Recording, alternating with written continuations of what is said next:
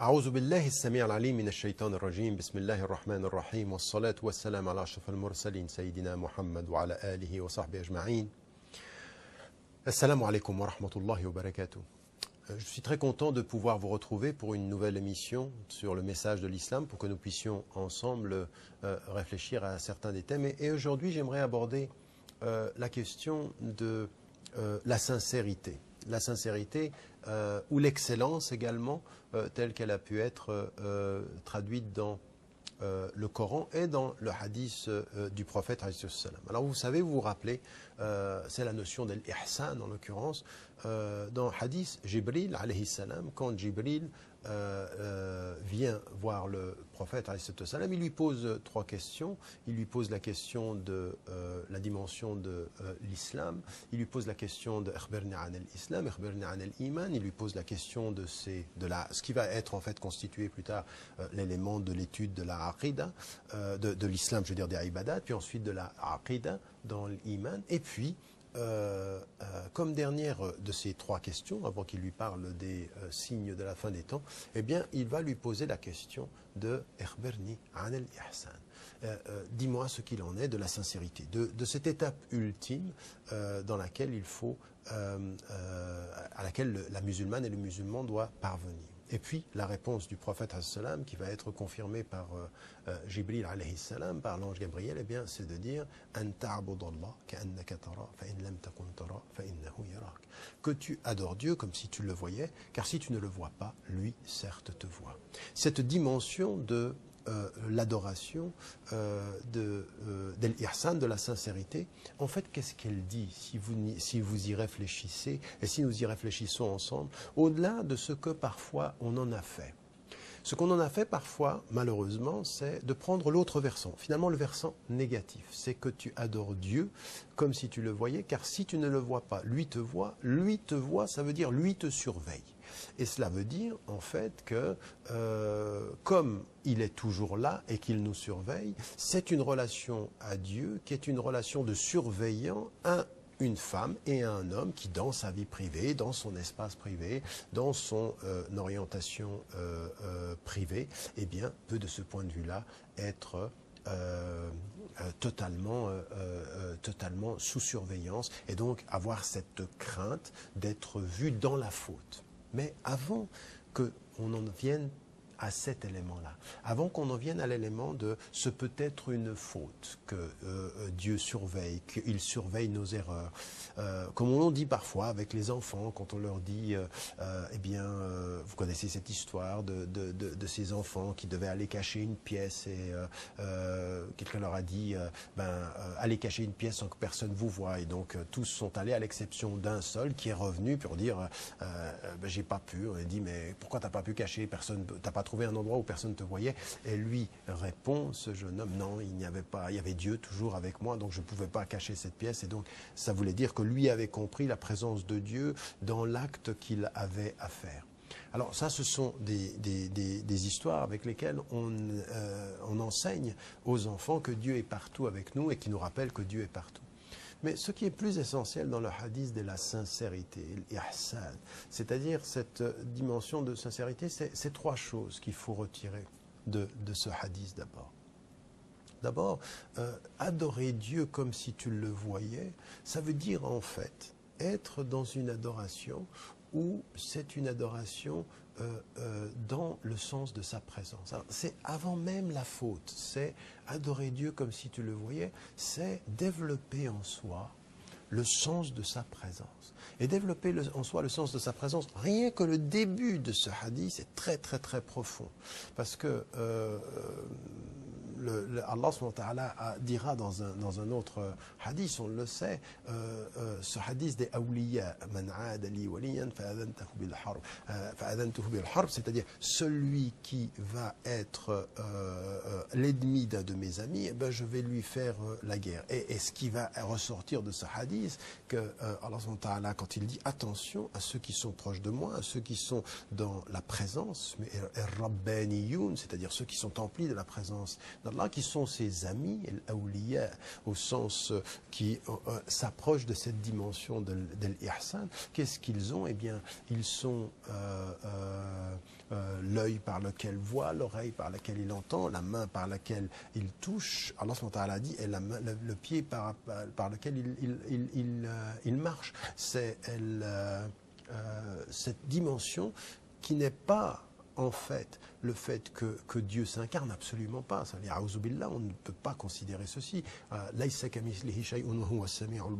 Rien n'est égal à Dieu et il est le très audient et le très voyant. C'est pas ceci qui est dit. Ce qui est dit, c'est que dans cette proximité-là, il y a quelque chose qui a dans l'attitude de l'homme qui est l'ami, dans l'attitude de l'homme et de la femme qui est proche d'Allah subhanahu wa ta'ala, une présence, une traduction, exactement comme Aïcha dira du prophète quand elle parle du Coran, son caractère c'était le Coran, ça veut dire il traduisait dans son être la lumière coranique, la lumière du message et de ce dernier message. Eh bien,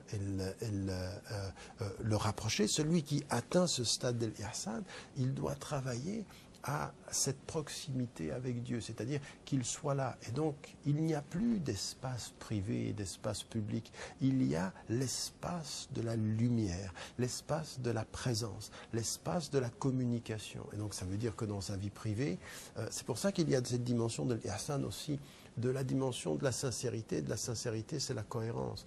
Nous savons tous des contradictions. Chaque homme, chaque femme, nous le savons. Nous avons des valeurs que nous aimerions pouvoir atteindre. Et puis, nous avons une vie qui est pleine de contradictions. Et chacun se bat avec ses contradictions.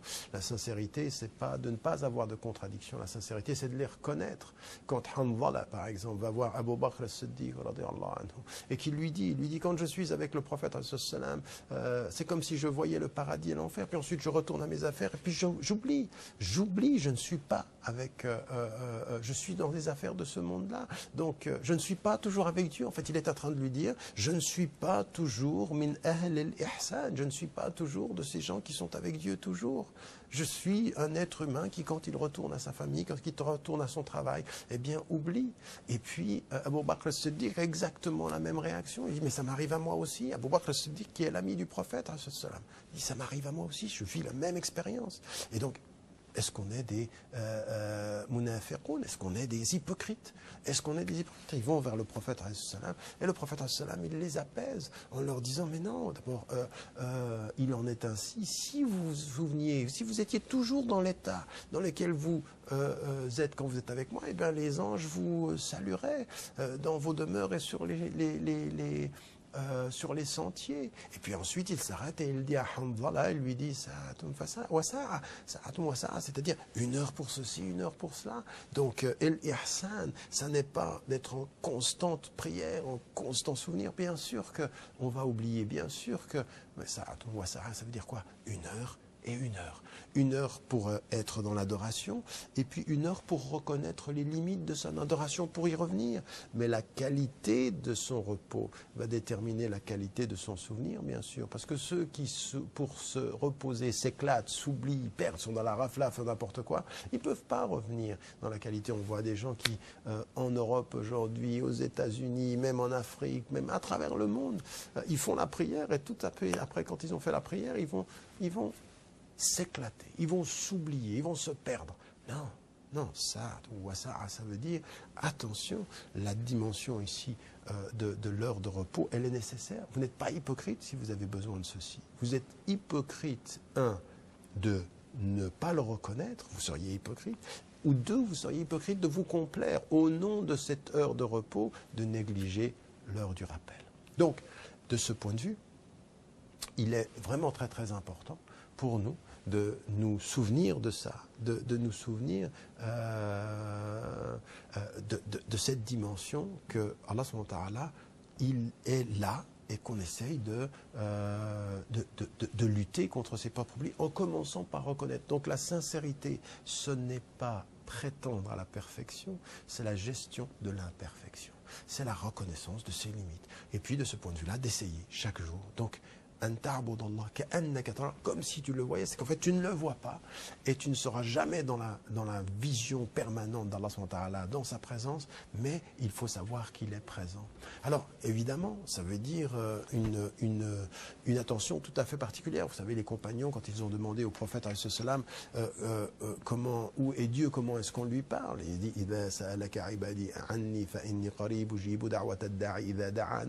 Donc en l'occurrence ici, je cite mon serviteur te demande à mon sujet, je suis proche, je réponds à l'appel de l'appel quand il m'appelle. Et puis dans Surat al-Qaf, c'est aussi cette dimension. وَلَقَدْ خَلَقْنَا الْإِنسَانَ وَنَعْلَمُ مَا تُوَسْوِسُ بِهِ نَفْسُهُ وَنَحْنُ أَقْرَبُ إِلَيْهِ مِنْ حَبْلِ الْوَرِيدِ. C'est-à-dire nous avons créé l'être humain et nous savons ce que suscite son œuf, sur son œuf, c'est justement ce qui va nous éloigner, ce qui va être le rafle parfois, ce qui va être le nisyan, c'est-à-dire l'oubli, ce qui va être l'attirance vers le monde. C'est pour ça que nous disons Rabbana la tu'akhidhna in nasina. Si ne nous tiens par rigueur si nous avons oublié, parce que cet oubli va amener ça veut dire qu'il va amener à la faute. Nous savons tout ceci. Nous savons que nous sommes comme ceci et qu'Allah subhanahu wa ta'ala, il sait. Il est dit وَلَقَدْ خَلَقْنَا الْإِنسَانَ. Nous avons créé l'homme, nous savons ce qu'il en est. Ouais, et nous savons ce qui lui arrive. Et nous savons ce qui lui arrive. Et donc, il doit chercher la protection. Donc, pourquoi est-ce qu'on dit, par exemple, qu'est-ce qu'on doit dire? Qu'est-ce qu'on doit dire pour se protéger? Nous devons nous protéger quand on dit Ayat al-Kursi, cette ayat qui est une ayat de protection, ou les deux dernières sourates du Coran, قل أعوذ برب الفلق ou قل أعوذ برب الناس. Ces versets qu'on dit, qu'est-ce que c'est? Qu'on dit ces versets parce qu'en fait ça nous aide à nous protéger, ça va nous protéger de nos propres faiblesses. Mais la reconnaissance de ces faiblesses n'est pas une reconnaissance du fait que nous sommes hypocrites par nature. Nous ne le sommes pas. Reconnaître ces faiblesses, c'est pas être hypocrite, c'est être lucide. C'est être lucide, c'est entretenir ces contradictions, se justifier au nom de ces contradictions. Alors là, de ce point de vue-là, nous sommes effectivement dans une perspective qui est de l'hypocrisie. Et donc, l'ihsan, ça va être ce travail-là, ce travail qui va être de se souvenir d'Allah subhanahu wa ta'ala, de se souvenir de sa présence, d'essayer de lutter contre ces contradictions, d'essayer d'être dans la sincérité. Et ça va, la première étape par rapport à ceci, c'est le souci de cohérence. Le souci de cohérence, encore une fois, nous ne sommes pas toujours cohérents avec ce que nous disons, nous avons des contradictions, mais c'est toujours d'essayer. La reconnaissance de ses faiblesses, la reconnaissance de ses contradictions, et d'essayer autant que l'on peut, dans le souvenir que Dieu est là. Et quand on dit que l'on essaye et que l'on sait que Dieu est là, c'est que Dieu n'est pas le juge de nos manques, mais qu'il est là pour nous aider dans nos efforts. Et c'est ça la grande différence. Deux façons de lire le même hadith du prophète alayhi salam, sur lequel nous reviendrons, bi'iznillahi ta'ala, juste après cette pause. Je vous retrouve. Salamu alaykum wa rahmatullahi wa barakatuh. Salam alaikum wa rahmatullah. Nous nous retrouvons après cette pause et je vous disais juste auparavant que, en fait, il y a plusieurs lectures de ce hadith du prophète salam, et l'on comprend ici que dans cette lecture du hadith, Allah subhanahu wa ta'ala, le prophète salam, ce qu'il est en train de nous dire et ce à quoi répond le prophète salam, c'est effectivement cette question d'adorer Dieu comme si on le voyait. Et donc, il faut changer les perspectives. C'est non pas simplement de l'imaginer observant nos fautes, mais de l'imaginer et de se persuader que comme il connaît nos cœurs, c'est ce qu'il dit dans Surat al-Qaf. Surat al-Qaf, qu'est-ce qu'il dit? Nous avons créé l'homme. Nous savons très bien ce que lui susurre son âme. C'est-à-dire, on le connaît. Et quand il est dit que Allah subhanahu wa ta'ala répond à l'appel de qui l'appelle, c'est-à-dire qu'il est tout prêt. Mais là, il est tout prêt à faire quoi? À observer les fautes? Non, à répondre à l'appel. Et il dit positivement, appelez-moi, souvenez-vous de moi, je me souviendrai de vous. C'est-à-dire, souvenez-vous de moi, je me souviendrai de vous. C'est-à-dire, de ce point de vue-là, remerciez-moi. Cette dimension, elle est tellement importante. C'est-à-dire que sa proximité n'est pas dans le jugement de la faute, elle est dans l'attente de notre retour vers lui. C'est ça, adorer Dieu comme si on le voyait. C'est savoir que finalement, au bout du compte, finalement, au bout du compte, eh bien, il est là chaque fois qu'on a besoin de lui. Et ce qu'il nous demande, c'est ne venez pas à moi uniquement quand vous avez besoin. Venez à moi en permanence. C'est-à-dire, là aussi, c'est important, comme si on le voyait, c'est-à-dire même dans les moments de joie, il faut venir. En sachant une chose, c'est que si nous venons à lui en marchant, l'image qu'il nous donne dans le hadith, c'est qu'il viendra à nous en courant. Il est plus rapide à venir à lui, à nous, que nous d'aller à lui. Parce que nous sommes des êtres d'oubli et des êtres de négligence. De la négligence au sens de l'rafla, c'est-à-dire nous sommes emportés par d'autres choses dans notre vie et sur la terre. Donc, ce qui nous est dit ici, c'est l'ihsan, c'est ceci. Et de savoir qu'Allah subhanahu wa ta'ala, il nous a créés, il nous voit et que nous devons lui faire confiance. Et ça, c'est le deuxième enseignement. Le deuxième enseignement, c'est parce que si vous ne le voyez pas, lui, il vous voit. Parce que c'est ça, si tu ne le vois pas, il te voit. Et est-ce qu'il te voit? C'est-à-dire qu'à un moment donné, on peut perdre confiance en Dieu en se disant, mais je fais le mal, je n'ai pas fait ceci, j'ai ceci dans mon passé. On dit tellement de choses par rapport à ça, par rapport à soi-même. Mais Allah subhanahu wa ta'ala, ce qu'il dit ici, ce qui nous est dit ici dans le hadith, c'est que Allah, il voit, il sait se passer, il sait contre quoi on se bat, il sait à travers quoi on est passé, il sait tout ceci. Donc, si nous, on ne le voit pas, lui, il nous voit et il nous voit de l'intérieur. Il sait très très bien contre quoi nous luttons. Donc, une fois que nous sommes non plus dans la négligence, mais que nous sommes dans l'effort, il voit et il accompagne ceci. Donc, ce hadith n'est pas un hadith du tribunal de la sincérité. Il est un hadith de la célébration de la sincérité, de l'ihsan au sens de faire ce que nous pouvons, en sachant que Dieu sait ce que nous faisons et ce que nous essayons de réaliser. Et le troisième enseignement qui est important, c'est effectivement celui-ci qui va au bout de la sincérité. Et le bout de la sincérité, c'est finalement attention à ria, c'est-à-dire attention à la prétention, attention à la mise en scène. Et nous sommes tous, de ce point de vue-là, touchés par ceci, parce qu'effectivement, quand nous sommes en famille ou quand nous sommes à la mosquée, on va prier mieux, on va lire le Coran mieux, on va être plus discipliné, on ne va pas faire ça très très rapidement. Nous ne sommes pas toujours les mêmes quand nous sommes en privé, quand nous sommes en public. Et ça veut dire ceci, une chose. Elle est double. Cet enseignement, le troisième ici, il est double. Il est que seuls nous ne sommes jamais seuls. C'est-à-dire que, comme il est dit dans le Coran, quand on est deux, on est trois, quand on est trois, on est quatre, quand on est quatre, on est cinq, et quand on est seul, on est deux. C'est-à-dire qu'Allah subhanahu wa ta'ala, il est là, il est présent avec nous.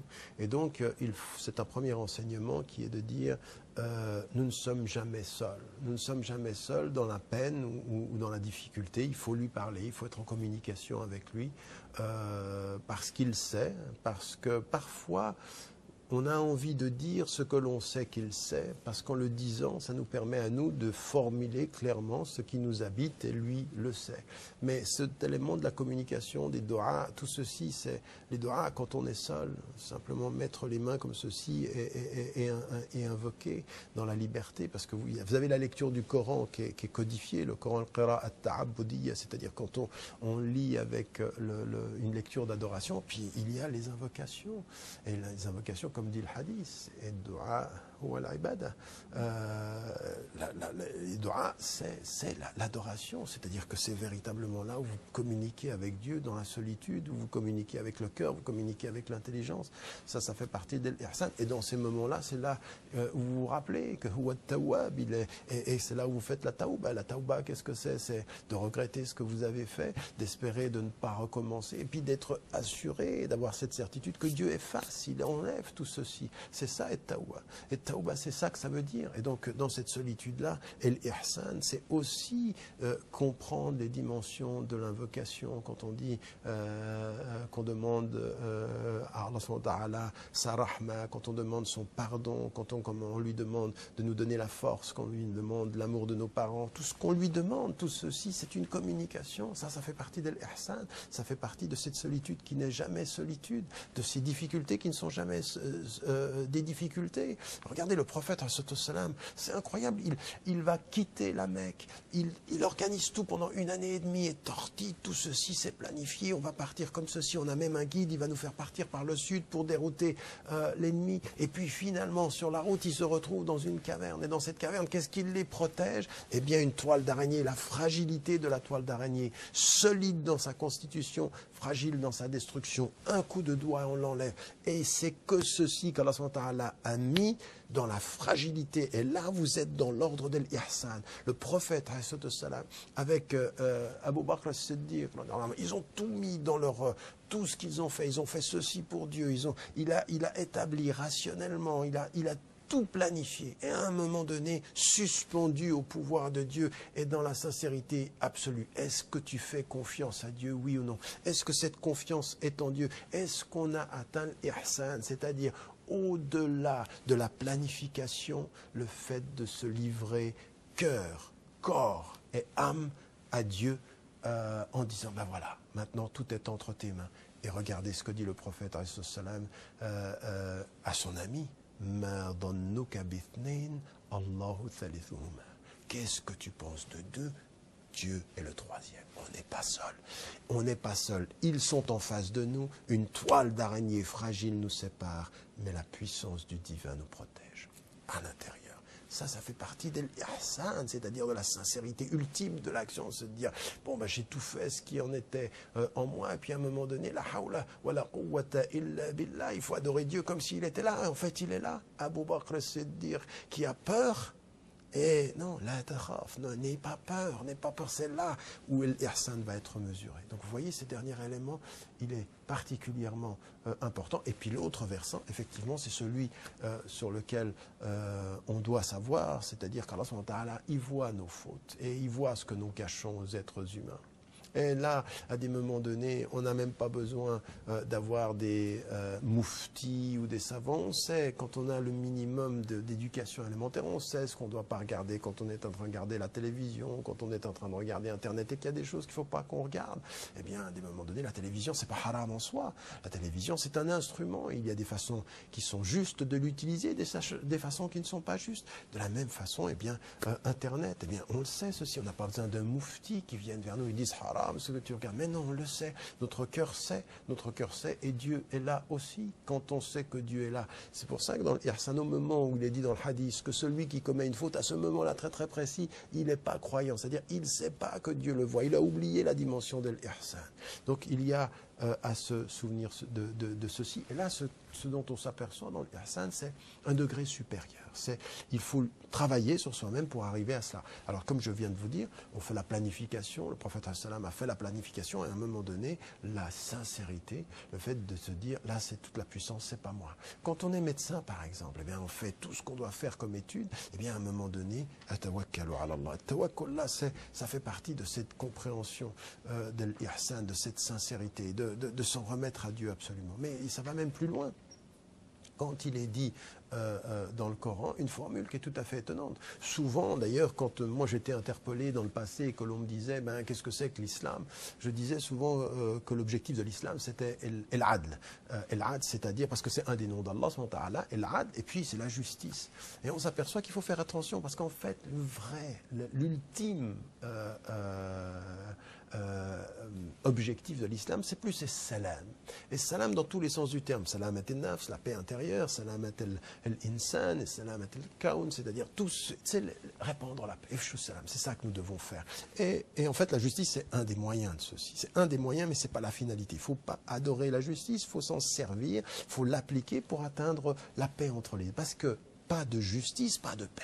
Si nous ne sommes pas justes avec nous-mêmes, c'est pour ça que nous disons ceci. Allah subhanahu wa ta'ala, Allahumma zalamna anfusana wa in lam taghfir lana wa tarhamna lanakunanna min al-khasirin. Nous avons été injustes avec nous-mêmes. Cette injustice-là, elle ne peut pas nous mettre, nous serons perdus, c'est-à-dire nous ne serons jamais en paix si tu ne nous pardonnes pas et que tu ne nous offres pas les chemins de l'ihsan, de cette paix intérieure. L'ihsan, c'est l'équilibre entre ce que nous sommes et ce que nous faisons, entre ce que nous espérons et le chemin que nous avons pris pour le faire. Donc, c'est prendre le chemin chemin vers ce que nous espérons sans pouvoir y parvenir, ce n'est pas de l'hypocrisie, c'est le chemin de l'ihsan, c'est le chemin de ce travail-là. Donc ça, c'est très très important de se rendre compte de ceci. Et là, dans la justice, vous avez un élément du verset coranique qui est tout à fait surprenant.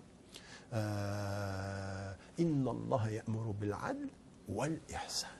Dieu commande la justice et l'excellence et la sincérité.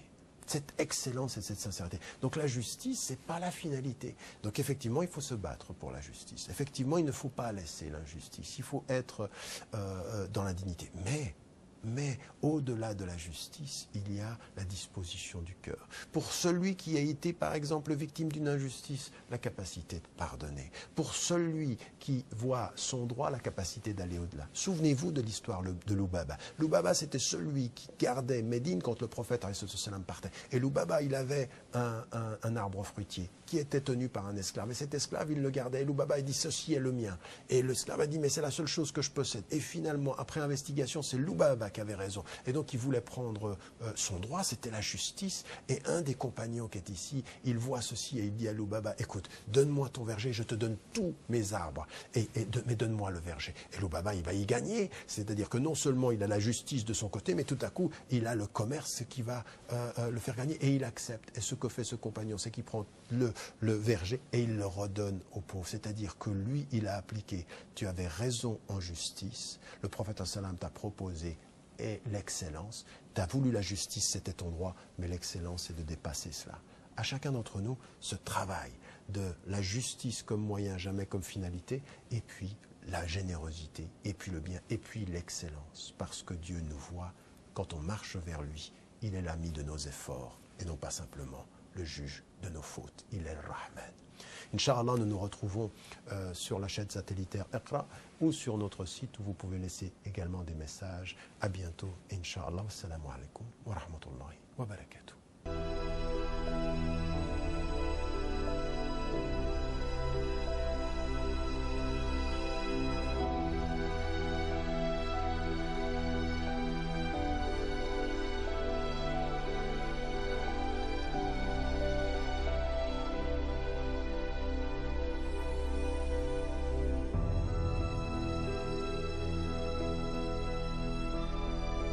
Dans sa vie privée. C'est pour ça qu'il y a cette dimension de l'ihsan aussi, de la dimension de la sincérité. De la sincérité, c'est la cohérence. Nous savons tous des contradictions. Chaque homme, chaque femme, nous le savons. Nous avons des valeurs que nous aimerions pouvoir atteindre. Et puis, nous avons une vie qui est pleine de contradictions. Et chacun se bat avec ses contradictions. La sincérité, c'est pas de ne pas avoir de contradictions. La sincérité, c'est de les reconnaître. Quand Hanzala, par exemple, va voir Abu Bakr as-Siddiq, et qu'il lui dit, quand je suis avec le prophète, c'est comme si je voyais le paradis et l'enfer, puis ensuite je retourne à mes affaires, et puis j'oublie, je ne suis pas avec, je suis dans les affaires de ce monde-là, donc je ne suis pas toujours avec Dieu. En fait, il est en train de lui dire, je ne suis pas toujours min ahl al-ihsan, je ne suis pas toujours de ces gens qui sont avec Dieu toujours. Je suis un être humain qui, quand il retourne à sa famille, quand il retourne à son travail, eh bien, oublie. Et puis, Abu Bakr as-Siddiq a exactement la même réaction. Il dit, mais ça m'arrive à moi aussi. Abu Bakr as-Siddiq, qui est l'ami du prophète, il dit, ça m'arrive à moi aussi, je vis la même expérience. Et donc, est-ce qu'on est des munafiqoun? Est-ce qu'on est des hypocrites? Est-ce qu'on est des hypocrites? Ils vont vers le prophète et le prophète il les apaise en leur disant, mais non, d'abord, il en est ainsi. Si vous vous souveniez, si vous étiez toujours dans l'état dans lequel vous êtes quand vous êtes avec moi, eh bien les anges vous salueraient dans vos demeures et sur sur les sentiers. Et puis ensuite, il s'arrête et il dit à Hanzala, il lui dit, c'est-à-dire 1 heure pour ceci, 1 heure pour cela. Donc, el-ihsan, ça n'est pas d'être en constante prière, en constant souvenir. Bien sûr qu'on va oublier, bien sûr que, mais ça veut dire quoi? 1 heure et 1 heure. 1 heure pour être dans l'adoration, et puis 1 heure pour reconnaître les limites de son adoration, pour y revenir. Mais la qualité de son repos va déterminer la qualité de son souvenir, bien sûr. Parce que ceux qui, pour se reposer, s'éclatent, s'oublient, perdent, sont dans la rafla, font n'importe quoi, ils ne peuvent pas revenir dans la qualité. On voit des gens qui, en Europe aujourd'hui, aux États-Unis, même en Afrique, même à travers le monde, ils pensent de sa présence. Et développer en soi le sens de sa présence, rien que le début de ce hadith est très très très profond. Parce que Allah subhanahu wa ta'ala dira dans un autre hadith, on le sait, ce hadith des awliya, man aada li waliyan fa'adhantuhu bil harb, c'est-à-dire celui qui va être l'ennemi d'un de mes amis, eh ben, je vais lui faire la guerre. Et ce qui va ressortir de ce hadith, que Allah subhanahu wa ta'ala, quand il dit attention à ceux qui sont proches de moi, à ceux qui sont dans la présence, c'est-à-dire ceux qui sont emplis de la présence d'Allah, qui sont ses amis, l'awliya, au sens qui s'approchent de cette dimension de l'ihsan. Qu'est-ce qu'ils ont? Eh bien, ils sont l'œil par lequel voit, l'oreille par laquelle il entend, la main par laquelle il touche, Allah subhanahu wa ta'ala dit, et le pied par lequel il marche. C'est cette dimension qui n'est pas en fait le fait que Dieu s'incarne, absolument pas. Ça veut dire, on ne peut pas considérer ceci.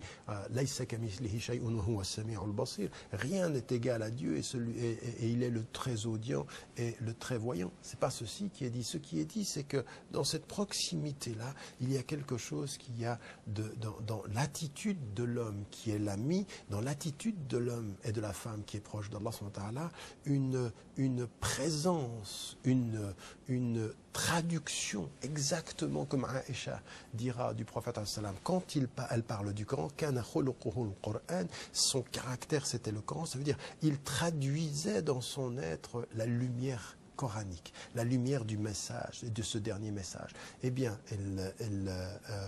le rapprocher, celui qui atteint ce stade de l'ihsan, il doit travailler à cette proximité avec Dieu, c'est-à-dire qu'il soit là. Et donc, il n'y a plus d'espace privé et d'espace public. Il y a l'espace de la lumière, l'espace de la présence, l'espace de la communication. Et donc, ça veut dire que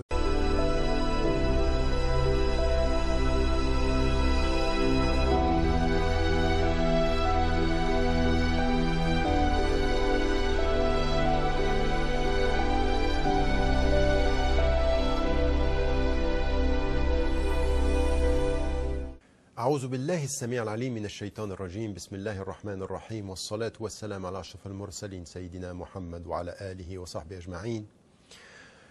Assalamu alaikum wa rahmatullahi wa barakatuh. Je suis très content de pouvoir vous retrouver pour une nouvelle émission sur le message de l'islam pour que nous puissions ensemble réfléchir à certains des thèmes. Et aujourd'hui, j'aimerais aborder la question de la sincérité. La sincérité ou l'excellence également, telle qu'elle a pu être traduite dans le Coran et dans le hadith du prophète. Alors vous savez, vous vous rappelez, c'est la notion de l'ihsan en l'occurrence, dans le hadith Jibril alayhi salam, quand Jibril vient voir le prophète alayhi salam, il lui pose trois questions. Il lui pose la question de la dimension de l'islam, il lui pose la question de akhbirni an al-islam, akhbirni an al-iman, il lui pose la question de ce qui va être en fait constitué plus tard l'élément de l'étude de la aqida, de l'islam, je veux dire des ibadat, puis ensuite de la aqida dans l'iman, et puis comme dernière de ces trois questions, avant qu'il lui parle des signes de la fin des temps, eh bien, il va lui poser la question de Akhbirni an al-ihsan. Dis-moi ce qu'il en est de la sincérité, de cette étape ultime dans laquelle il faut, à laquelle la musulmane et le musulman doit parvenir. Et puis la réponse du prophète qui va être confirmée par Jibril alayhi salam, par l'ange Gabriel, eh bien, c'est de dire que tu adores Dieu comme si tu le voyais, car si tu ne le vois pas, lui certes te voit. Cette dimension de l'adoration, de l'ihsan, de la sincérité, en fait, qu'est-ce qu'elle dit? Si vous font la prière et tout après, quand ils ont fait la prière, ils vont s'éclater, ils vont s'oublier, ils vont se perdre. Non, ça veut dire, attention, la dimension ici de l'heure de repos, elle est nécessaire. Vous n'êtes pas hypocrite si vous avez besoin de ceci. Vous êtes hypocrite, de ne pas le reconnaître, vous seriez hypocrite, ou deux, vous seriez hypocrite de vous complaire au nom de cette heure de repos, de négliger l'heure du rappel. Donc, de ce point de vue, il est vraiment très très important pour nous de nous souvenir de ça, de nous souvenir de cette dimension que Allah subhanahu wa ta'ala, il est là et qu'on essaye de lutter contre ses propres oublis en commençant par reconnaître. Donc la sincérité, ce n'est pas prétendre à la perfection, c'est la gestion de l'imperfection. C'est la reconnaissance de ses limites. Et puis de ce point de vue-là, d'essayer chaque jour. Donc, comme si tu le voyais, c'est qu'en fait tu ne le vois pas et tu ne seras jamais dans la vision permanente d'Allah subhanahu wa ta'ala, dans sa présence, mais il faut savoir qu'il est présent. Alors évidemment, ça veut dire une attention tout à fait particulière. Vous savez, les compagnons, quand ils ont demandé au prophète comment, où est Dieu, comment est-ce qu'on lui parle, il dit donc en l'occurrence ici, je cite mon serviteur te demande à mon sujet, je suis proche, je réponds à l'appel de l'appel quand il m'appelle. Et puis, dans Surat al-Qaf, c'est aussi cette dimension.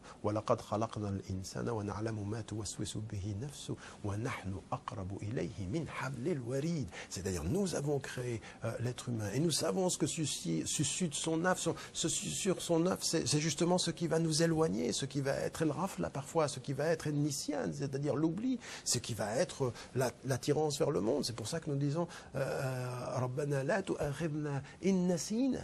Si ne nous tient par rigueur si nous avons oublié, parce que cet oubli va amener ça veut dire qu'il va amener à la faute. Nous savons tout ceci. Y réfléchissez, et si nous y réfléchissons ensemble, au-delà de ce que parfois on en a fait. Ce qu'on en a fait parfois, malheureusement, c'est de prendre l'autre versant. Finalement, le versant négatif, c'est que tu adores Dieu comme si tu le voyais, car si tu ne le vois pas, lui te voit, ça veut dire lui te surveille. Et cela veut dire, en fait, que comme il est toujours là et qu'il nous surveille, c'est une relation à Dieu qui est une relation de surveillant à une femme et un homme qui, dans sa vie privée, dans son espace privé, dans son orientation privée, eh bien, peut de ce point de vue-là être totalement sous surveillance et donc avoir cette crainte d'être vu dans la faute. Mais avant qu'on en vienne à cet élément-là, avant qu'on en vienne à l'élément de ce peut être une faute, que Dieu surveille, qu'il surveille nos erreurs. Comme on dit parfois avec les enfants, quand on leur dit, vous connaissez cette histoire de ces enfants qui devaient aller cacher une pièce et quelqu'un leur a dit, allez cacher une pièce sans que personne vous voie. Et donc tous sont allés à l'exception d'un seul qui est revenu pour dire, j'ai pas pu. On a dit, mais pourquoi t'as pas pu cacher, t'as pas trouvé un endroit où personne ne te voyait? Et lui répond, ce jeune homme, non, il n'y avait pas, il y avait Dieu toujours avec moi, donc je ne pouvais pas cacher cette pièce. Et donc ça voulait dire que lui avait compris la présence de Dieu dans l'acte qu'il avait à faire. Alors ça, ce sont des histoires avec lesquelles on enseigne aux enfants que Dieu est partout avec nous et qui nous rappellent que Dieu est partout. Mais ce qui est plus essentiel dans le hadith de la sincérité, l'ihsan, c'est-à-dire cette dimension de sincérité, c'est trois choses qu'il faut retirer de ce hadith d'abord. D'abord, adorer Dieu comme si tu le voyais, ça veut dire en fait être dans une adoration où c'est une adoration dans le sens de sa présence. C'est avant même la faute, c'est adorer Dieu comme si tu le voyais, c'est développer en soi le